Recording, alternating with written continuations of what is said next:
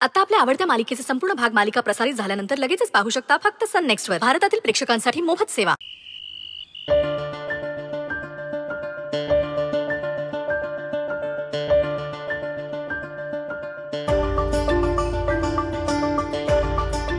तुझ्यामुळे ना आमच्या आयुष्याची माती झाली आहे. आजपासून यांची सगळी सेवा तू करायची. बाईच्या पायगुणाला तू कायम नाव ठेवत आलीस. तिच्याच हाताने गुण आलाय असं पण म्हणाले डॉक्टर. ऐकलंस ना? राणाचे डायपर संपले, घेऊन येतोस? हे नुसते आणायचे नाहीयेत, बदलायचे पण.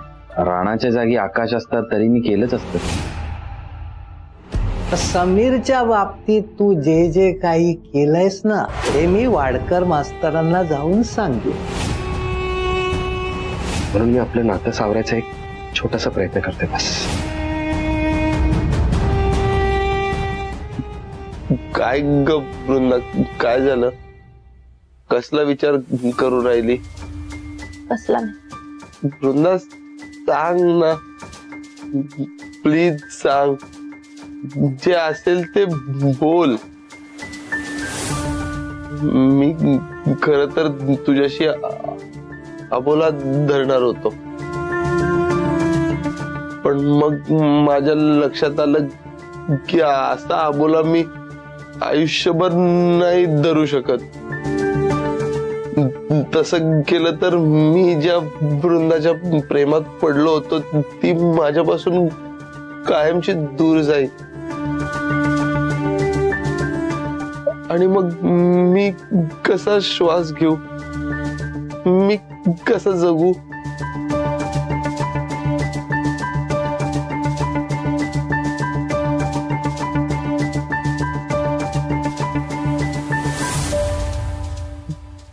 थँक्यू वृंदा,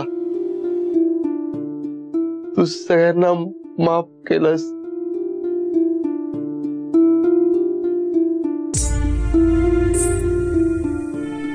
तुम्ही आजारी असताना सगळ्यांची खूप वाईट वागले,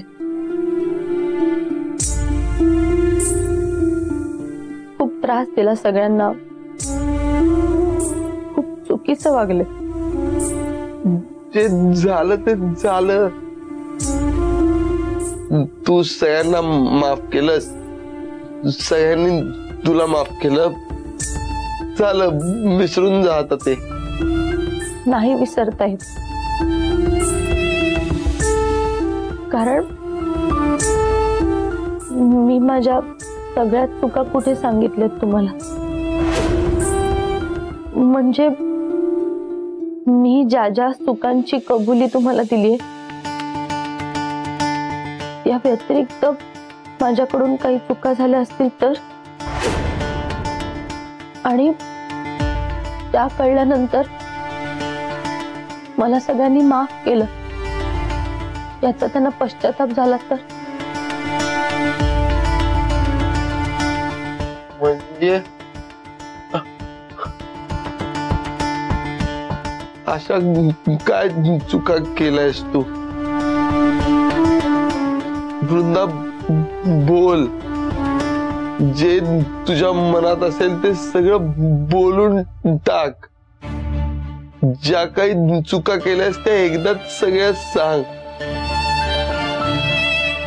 असं तुकड्या तुकड्यात गुन्हा नसतो कबूल करायचा ग. जे काही तुझ्या मनात आहे ते सगळं सांग. तर मग तुला सगळ्यांशी मनमोकळेपणाने नाही बोलता येणार. वृंदा, जे काही असेल ते सांग, अगदी सगळं.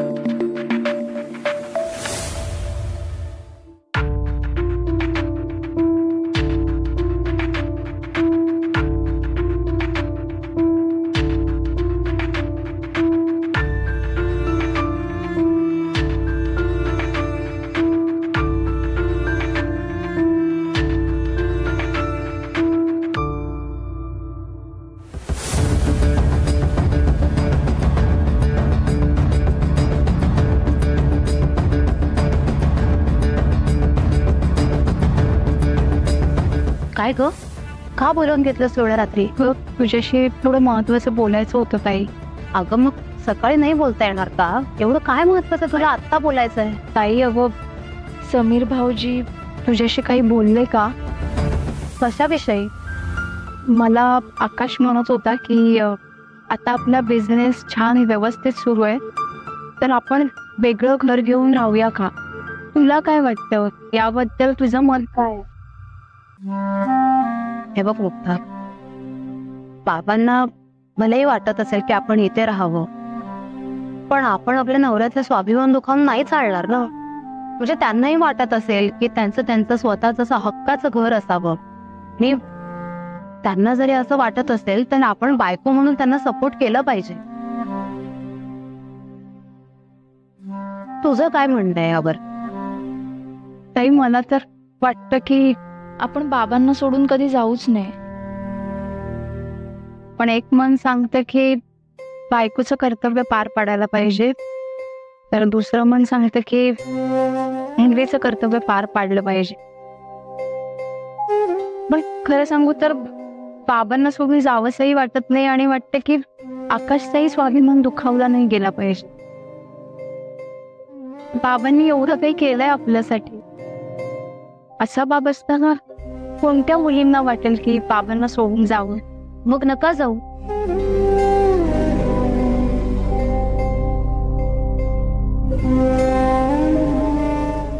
मग नका सोडून जाऊ घर. तुम्ही एकदा या घरातून गेलात आणि काय झालं ते बघितलंत ना. म्हणून सांगते नका जाऊ. या घरातून गेलात आणि तुमच्या संसारात किती प्रॉब्लेम्स आले. या घरात आलात आणि सगळे प्रॉब्लेम सॉल्व्ह झाले ना, मग नका ना जाऊ. आभा, तुझं लग्न होईल ना तेव्हा तुला कळेल की आम्ही का जातो. आभा, मला वाटते की आम्ही इथून जायलाच पाहिजे. म्हणजे गेलेलंच बरं. त्यानंतर वृंदाताई सुधारले आणि आम्ही जर सगळे परत इकडे राहिलो आणि समजा काही झालं तर सुधारलेली वृंदाताई परत बिघडायची.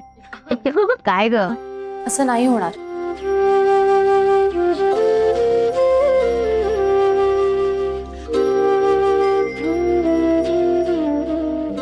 एकदा चूक केली आता परत नाही करणार. ताई अगं, ते झालं तर परत मी चुकले असं काय म्हणते. आता लहानपणी आपण एकमेकांच्या चुकांवरून एकमेकांशी भांडायचो, पण तेव्हा कुठे आपण त्या चुका मनात ठेवल्या का? आपण लहानाचे मोठे झालोच ना. मग आता हे सुद्धा बालपणातच एक चूक आहे असं समजून सगळं विसरून जाऊ आणि पुन्हा एकदा आधीसारखे बहिणींपेक्षाही चांगल्या मैत्रिणी हो. हो, मी ना आपली ही मैत्री खूप मिस केलीये. तुम्ही माझे लाड करणं, तुम्ही सगळ्या जणी मिळून माझा अभ्यास घेणं, माझ्या मागे धावणं. एक मिनिट, तुझे लाड आम्हीच केले, पण आता तू पण मोठी झालीस की नाही, त्यामुळे तू आता आमचे लाड करायचे. बरोबर. हा, सगळी भरपाई करायची त्याच्या. अच्छा, मग सांगा काय लाड करू? अरे नेवा, म्हणजे आता लाड काय करायचं ते पण आम्हीच सांगा. आम्ही जे जे काही तुझ्यासाठी केलं ते सगळं तू करायचं. हा, म्हणजे आपल्याला काही खायला प्यायला हवं असेल, वाटलं काही खावं प्यावं तर तू बनवून द्यायचं, किंवा मग कुठे फिरायला जायचं असेल तर आम्हाला तू घेऊन जायचं. एक मिनिट तुम्ही माझं बजेट वाढवू नका. म्हणजे ते खाण्यापिण्याचं जे काय ते मी देईन करून, ते फिरण्याचं काय नवीन काढलं. आणि मुळात मी कधी मला फिरायला घेऊन गेलात या नाही नेलं का?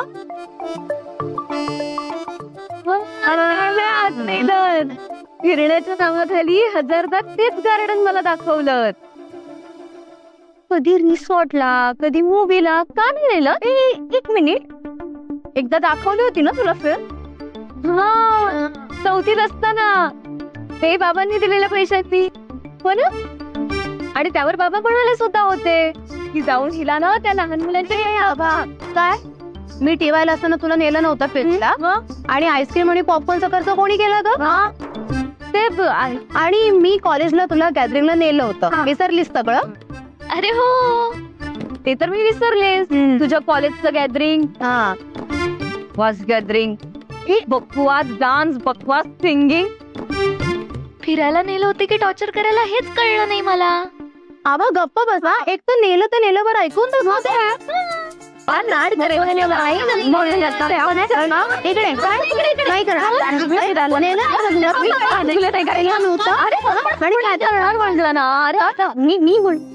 मी म्हंटल मी करणार लाड. मी करणार.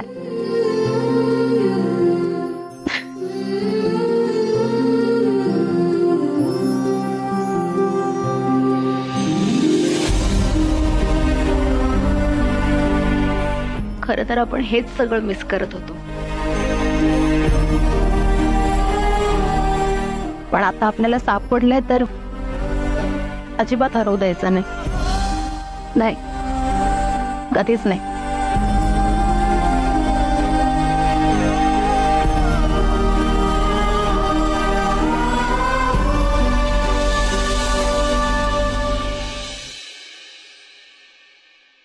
जीजू घ्या ना अजून.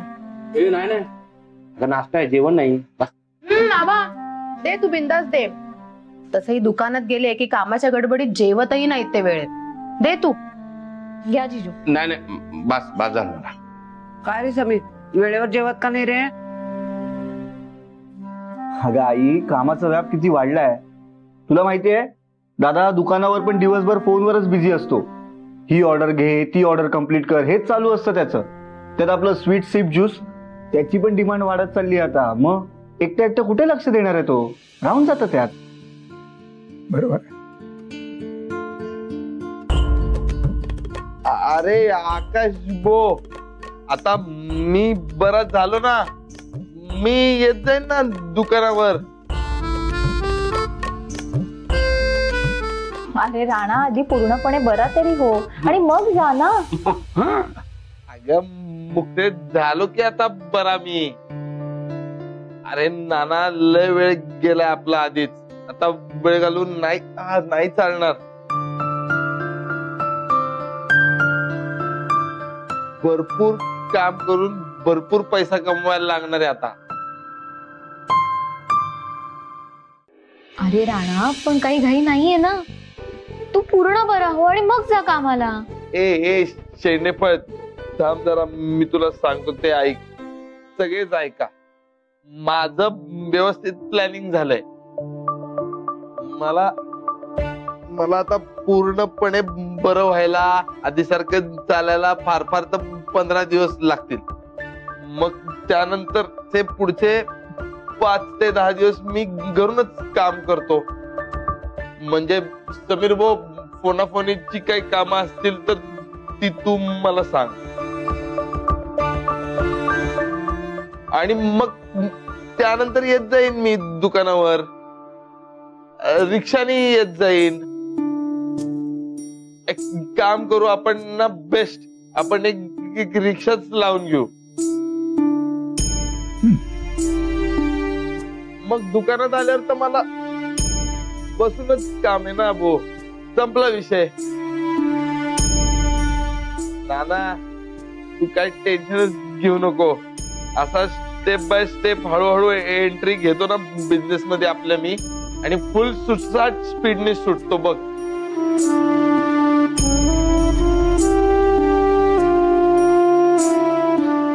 तू टेन्शन घेऊ नकोस समीर भाऊ, मी येईन तुझ्या मदतीला. राणा, मला तुझं म्हणणं कळतंय. घरची जबाबदारी असताना आपल्याला काही करता येत नाही तेव्हा कसं वाटतंय हे कळतंय मला. मी याच्यातून गेलोय.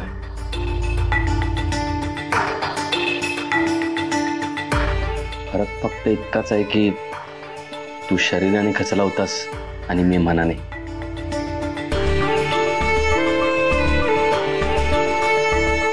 पण हे बघ, तू काही टेन्शन घेऊ नको आणि काही घाई करू नको. अजून 6 महिने लागले तरी चालेल, पण पूर्णपणे बरा हो आधी. राणा, हे बरोबर बोलतायत समीरराव. पूर्ण बरा हो ना तू. मग बघू काय. बरं चला, आपल्याला दुकानात जायचंय. हा बाबा येतो येतो. तू आरामात खाऊन ये, आम्ही तोपर्यंत कदमाला भेटू. हा? चालू. चला येतो. हा तुम्हाला देऊ बाबा? नाही नाही नको, बस बस बस बस ग. तुला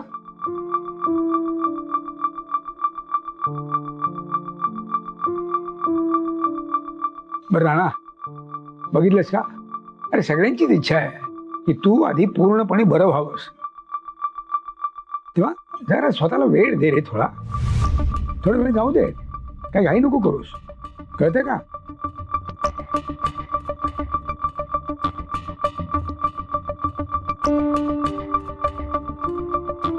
वृंदा, काय ग बाळा, तू का अशी शांत शांत काही बोलत नाहीयेस? काय झालं?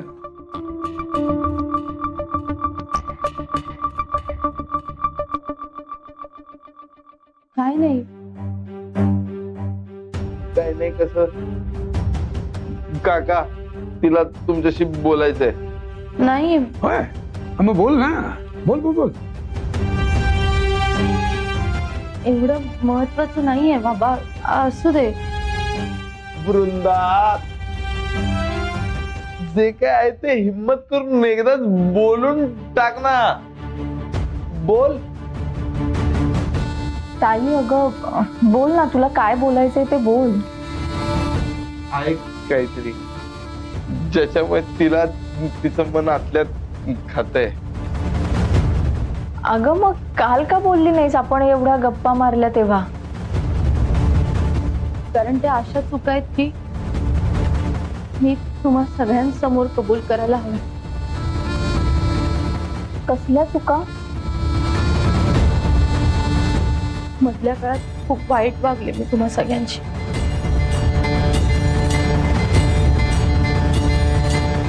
अगं वृंदा, झालं गेलं गोदावरीला मिळालं बाई. मी सुद्धा माझ्या मनातनं काढून टाकलंय सगळं. मी विसरले, तू पण विसर. हा,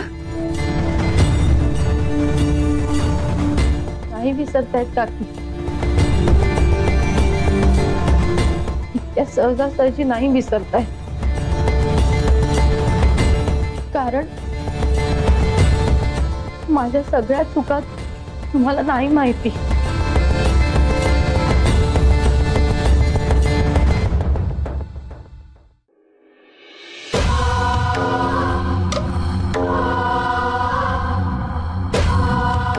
बाबा, मी खूप मोठी चूक केली. कसली चूक?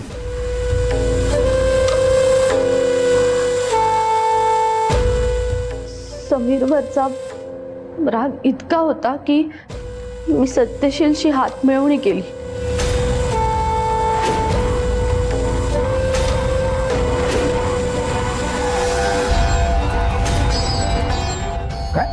पण मी त्याला सांगितलं होतं की या सगळ्यामध्ये माझ्या कुटुंबाला काही होता कामा नये. तुला जे काय करायचंय ना ते तू समीरचं कर.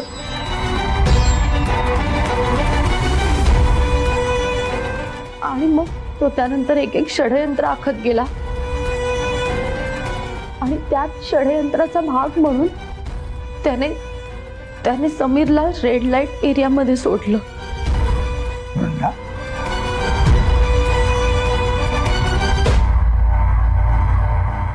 आणि तिथले फोटो माझ्याकडूनच त्याने रिपोर्टर पर्यंत पोहोचवले.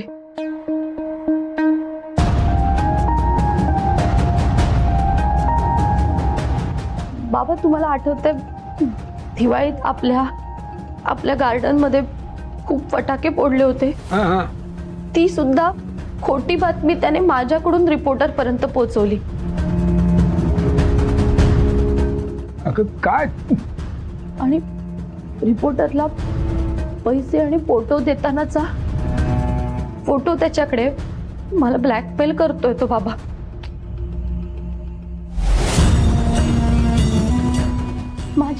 माझी खरंच खूप मोठी चूक झाली. तुम्ही द्याल ती शिक्षा मला मान्य आहे. सूडाची भावना इतकी होती की तुमचे संस्कार, सगळी नाती, सगळं विसरले मी. खरंच माफ करा बाबा, मला खरंच माफ करा. तुम्ही द्याल ती शिक्षा मला मान्य आहे.